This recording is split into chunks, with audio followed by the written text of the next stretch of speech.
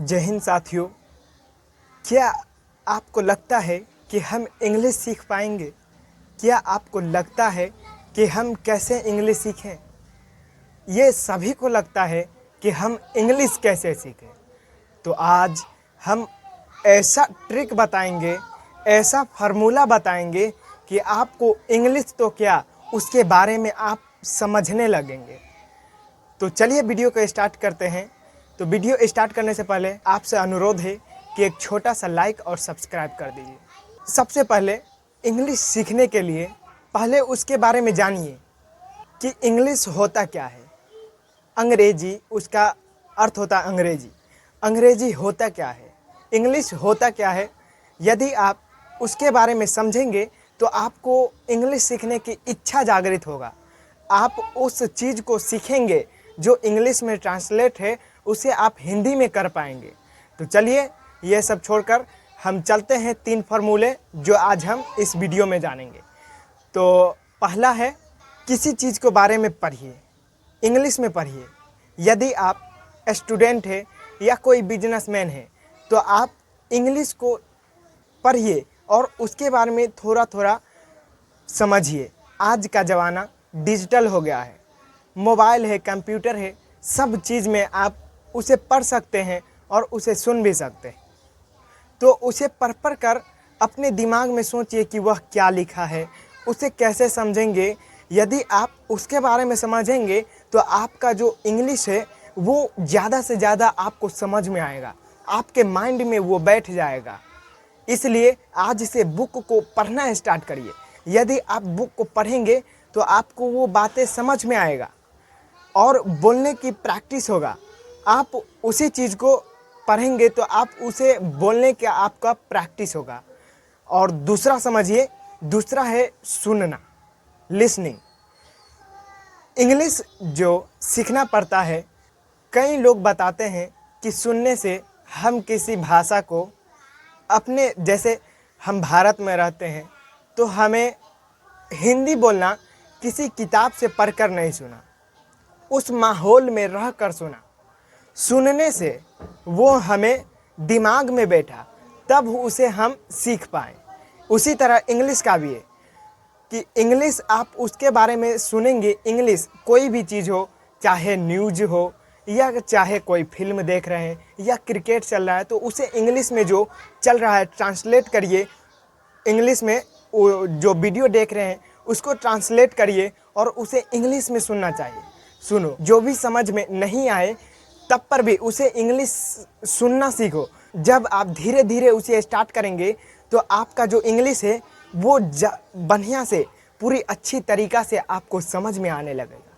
तो इसलिए पहला हो गया, आपको बुक रीडिंग करना है। रोज़ डेली आपको 3 से 4 पेज बुक का 3 से 4 पेज आपको रीडिंग करना है, यानी पढ़ना है। और दूसरा है सुनना, मतलब 5 मिनट कोई भी फिल्म हो या सब दिन देखिए।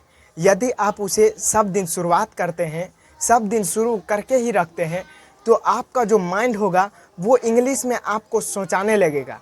आपको वह जो इंग्लिश है वो आपको समझ में आएगा। इसलिए रोज़ डेली देखिए, देखना भी है और उसे सुनिए। सुनेंगे तो आपका जो माइंड होगा उसमें इंग्लिश का वर्ड जो है वो सब आपके दिमाग में बैठेंगे, जिससे आप इंग्लिश अच्छी तरीक़ा से उसे पढ़ पाएंगे और उसे बोल भी पाएंगे और वो आपको समझ में आएगा। तो चलिए तीसरा स्टार्ट करते हैं। तीसरा स्टेप क्या है इंग्लिश सीखने के लिए? तीसरा स्टेप है प्रैक्टिस करो।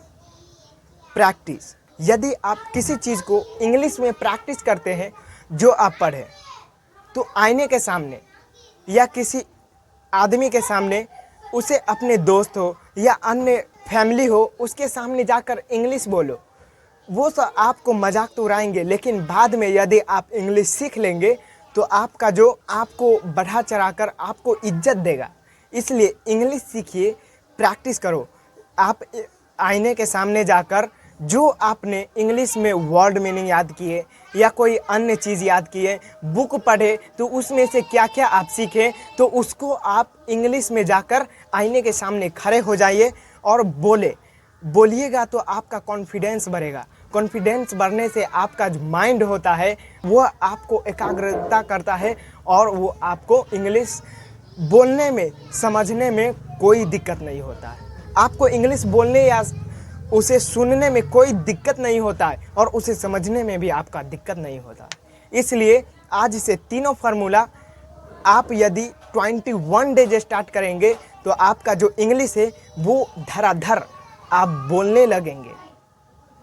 यदि आप 21 डेज स्टार्ट करते हैं तो किसी भी चीज़ को स्टार्ट करो, शुरुआत में तो ऐसा लगेगा कि हम उसे छोड़ दें, नहीं करें, फिर बाद में जो आपका जो माइंड होगा, लगभग 21 दिन अगर आप रोज़ उसे प्रैक्टिस करेंगे, उसे बोलेंगे, उसे पढ़ेंगे इंग्लिश को, तो आपको इंग्लिश बोलने आ जाएगा। इसलिए आपको अगर इंग्लिश सीखना है तभी आप ये चीज़ को फॉलो करो। यदि आप नहीं सीखना चाहते हैं तो आप ये चीज़ को छोड़ सकते हैं, आप ये वीडियो से जा भी सकते हैं। इसलिए यदि आपको इंग्लिश सीखना है तो आप रोज़ 21 डेज मतलब 21 दिन आपको रोज़ प्रैक्टिस करना है। डेली रूटीन बनाइए, या रात हो या चाहे दिन हो, लेकिन उसके बारे में समझिए, सोचिए, पढ़िए, प्रैक्टिस करिए, तब आपको इंग्लिश बोलना आ जाएगा। आप उसके बारे में समझेंगे, आप उसके बारे में कुछ भी लोगों के सामने बोल सकते हैं। यदि आपको इंग्लिश आ जाता है तो आपको लोग मानने लगता है कि यह बच्चा इंटेलिजेंट है।